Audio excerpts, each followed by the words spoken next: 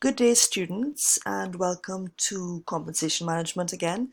We're going to continue looking at the pay model or the pay framework, and this week we are on component 3, which is all about job evaluation, a term I'm pretty sure you've covered, but probably we're going to go into the most detail about this in this class.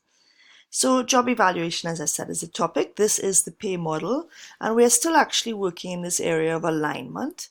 We did work analysis or job analysis last week to get job descriptions, and now we're getting into evaluation and certification. So again, this was shared with you last week. What we're really trying to do is to actually create the job-based structure, the internal structure, the structure that determines how we're going to pay people. So as we said last week, we start with job analysis, which gives us job descriptions, and the next stage now is job evaluation. So what exactly is job evaluation? Well, again, it's a process of systematically determining the relative worth of jobs to create a job structure. So jobs are not all created equal. So we're trying to determine what is the worth of a job, and then more importantly, the relative worth of a job. So is one job worth more than the other? Okay, so this is based on a combination of looking at the job content, the skills required, and very interestingly and very importantly, the value that the job has to the organization. We're also going to look at the culture and the external market to basically just kind of decide where a job should be placed on the job structure, what is the worth of the job. So it is a process for determining the relative value of a job, and then once we know that, translating it into a job-based structure that can be fully justified. So why do we do it? What's the purpose of job evaluation? Well, it's a part of the process for establishing some sort of internally aligned pay strategy. So let's backtrack a little bit. We know that alignment is key. We know that our pay strategy needs to be aligned to our strategic goals. We also know we need to have internal alignment in that the structure that we come up with in terms of the different levels of positions, that makes sense. Yeah. So let's just go through this again. The purposes of job evaluation, the first one is that it supports strategy. So it aligns with the organization's strategy. It's very clear about what is it about the work that we do that adds value. How does this job add value to the organization? How does this job actually impact or help me achieve my organization goals? Job evaluation also supports workflow. It integrates each job's pay with its relative contributions to the organization. So when we do job evaluation, we better understand how everything kind of interlocks or relates. And it really does help us understand what is it we're trying to do in terms of workflow. It's fair, and we know that fairness, equity has a huge part to play in compensation, but it's fair to employees. It can reduce disputes and grievances over pay differences among jobs because there's a very clear structure. If we had no structure, then we're subject to chance, favoritism, bias. So let's just think about this. Let's just say I have a small organization. I have various people working with me. If I did not have a structure as it relates to which job is worth more, or which job adds more value, or which job is more key to achieving goals, then how do I determine what I'm paying people? So I might have somebody on one pay, another person on another pay, and there's no justification or structure that supports that. So job evaluation really does help minimize that. There's an objective structure as to how jobs are set and defined, and therefore that's the way it is. So people are less likely to feel that there's unfairness. It can also motivate behavior towards objectives that I'm trying to achieve because it really actually lets people know what are the most important parts about their job. What are the parts of the job that actually are adding value and are supporting strategy? So just some reasons why job evaluation is just so important. Now there are many different ways of doing job evaluation, so we're going to start with looking at a few. But if we have no job description, then we can't do job evaluation. So let's be clear on what I'm saying here. If we have unupdated or incomplete job descriptions, then our job evaluation exercise is going to be based on inaccurate data. So assumption 1 is that job analysis was done, job descriptions are up to date and accepted by all as being correct. Now we can use these job descriptions to do job evaluation. So there are 3 real methods. We're going to look at all briefly. Within each of them, there are slightly different ways. We're going to look at the ranking method, the classification method, and the point method. All of them are going to lead to the end result of coming up with a structure, a pay structure. And again, I hope we're all clear what I mean by pay structure, but this idea that we have different levels in the organization or different grades and determining which position goes where. Or if we look at an org chart, that everybody who's on the same level of the org chart should be paid approximately the same. Yeah, this idea that there's structure to determining the different levels or worth of jobs. So let's start off with the first one, ranking, which is just as it says, I'm going to rank my jobs. So ranking simply orders the job descriptions from highest to lowest based on some sort of global definition or broad definition of the relative value or contribution to the success of the organization. So let's say I have a small organization, I have a little admin office. I could just rank the job description. So I know, you know what, my office administrative assistant, that job is more important than the receptionist. My office manager is more important than the office assistant. I can just, look at the job descriptions, look at who adds more value, or not who, look at what position adds more value and sort of rank it from them. So ranking is very simple, very fast, very cost effective, very easy to understand and explain, but it doesn't actually say what about the job that's important. It's just looking at the job holistically and determining it. There are 2 types, and of course, deciding what is important or not is very subjective, right? There are 2 types of ranking methods that we could use. So we can use alternation ranking and paired ranking. So I'm just going to fly through a few examples.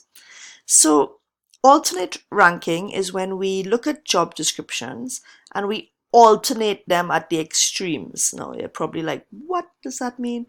But it means we look at first, then last, then second to last, etc. So imagine we have a group of people who are the job evaluators, and they are together deciding on which job is the most valuable and least valuable. So let's say we have 10 jobs, and we're just, for ease of understanding, going to call them job A, job B, job C, all the way to job G. G, is that 10? A, B, C, D, E, F, G, H. Yes, it is, right. Okay, so let's say that job B is seen as the most valuable job. Then the first job we're going to rank is B. Let's see, H is seen as the least valuable in terms of achieving goals or what's important to the organization. Then we would say that the 10th ranked job is H. And then we continue. What's the second most valuable job? Let's say F is the second most valuable job. Then you can see we've said, okay, second is F. And then we'll go to the other extreme again. So we know that H was the 10th. C is actually next least valuable after H. So that's 9th. So this is how it looks. So as I say, we start off with the first and the 10th because they're only 10. Then the second and the 9th, the third and the 8th, etc. until we fill out the column. So rather than just trying to go 1, 2, 3, 4, 5, 6, 7, 8, 9, 10, it's actually sometimes easier to look at the first, then the last, and the second, and the second to last, etc. And then we end up with this very clear ranking of the 10 different jobs and the order of importance or the weight that they have or the contributing to the organization's strategy. This is how we would rank the jobs. Next one is paired comparison method, and we use a matrix. So the idea is we're still trying to compare in some way, but we draw a matrix up and we're looking at 2 jobs at a time because it's paired comparison.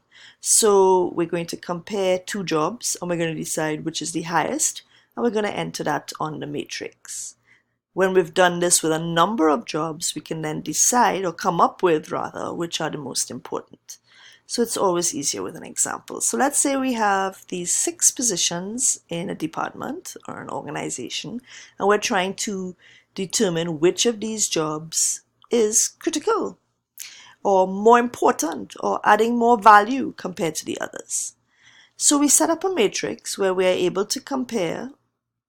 Of course, we have 5 positions here, 5 positions here. We're able to compare each of them. Okay, so we look at the first one, we say an electrician and a share operator. Which one adds more value? Which one is worth more? Probably the electrician. So what we would do then is write E for electrician. Then we would look at the press operator and the share operator. Who's more important? Who adds more value? Who contributes more to organization goals? It's the share operator, so we would put an S. Then we might look at the share operator and the machine master welder. Well, the master welder is more important, so it's an M. So let's just look at some random ones. The grinder, if I compare the grinder with the press operator is more important, so I put P. Okay, I shouldn't say it like more important, but you all know what I mean, right? Adding more value, the job contributes greater to the strategic goals, it has more worth, blah, blah, blah. Let's say I might look at the receiving clerk and the press operator and say, no, the press operator is still adding more value. Or maybe I'll look at the receiving clerk and the master welder. Yes, the master welder is there. So basically in each of these cells, I'm just comparing the 2 jobs to determine which is the most value driven. And then what I do is I literally add up how many different letters I have. So for example, well, same thing. I have realized that there are 3 S's, so that's 3 times that the share operator was deemed to have more value. 4 electricians. You all see where I'm going? Each comparison, right? So this is what I would end up. And then I can rank. So this is what I came up with in my comparisons, how many favorable comparisons each position I had. And I could clearly see that the master welder was the most, the electrician was next, the share operator was next. And I'd be able to have a bit more objective opinion now as to, bit more, not much more, but a bit more of to what my structure should look like in terms of which jobs are going to be deemed to have more value and therefore should be paid more. So what might be some drawbacks of using this paired comparison method? Well, one of the biggest ones is the first one. You got to know the jobs. If you don't actually know the content of the jobs, how do you compare? How do you determine which is more valuable than the others? What is the criteria we're actually going to use to compare these jobs? That again may be very, very subjective, difficult to justify. And then the other big reality is, let's say I'm trying to do 50 different jobs. That's 50 comparisons with 50 jobs. That's obviously some math worked out here, 1,225 comparisons. Can we be that knowledgeable of the inside and outs of all of those jobs to be able to determine which one is, ranked higher, right? So what we tend to do in that case is we rank by department first, and then we look at the overall structure. The next one we're going to look at is the classification method, and there are a series of classification categories. So rather than just look at a job holistically, we're breaking it down into different categories. So each classification category is described in such a way that it captures sufficient work detail, yet it is general enough to cause little difficulty, in placing a job description to that category. So we look at the job descriptions according to classifications, deciding which classification is the best fit for that job. But classifications themselves can be a little difficult as to how do we determine classifications. Sometimes we just look at the job itself and we try to find natural breaks in the job. So let's say some people manage people and some others don't. That could be a classification if you manage people. In this case here, they're looking at an example of what's the difference or a natural break between engineers and lead engineers, whereas lead engineers are overall responsible for the product or the project, so therefore that might be a natural break. Okay, I'll take a small break here and then we will start to discuss how classification happens in the next PowerPoint.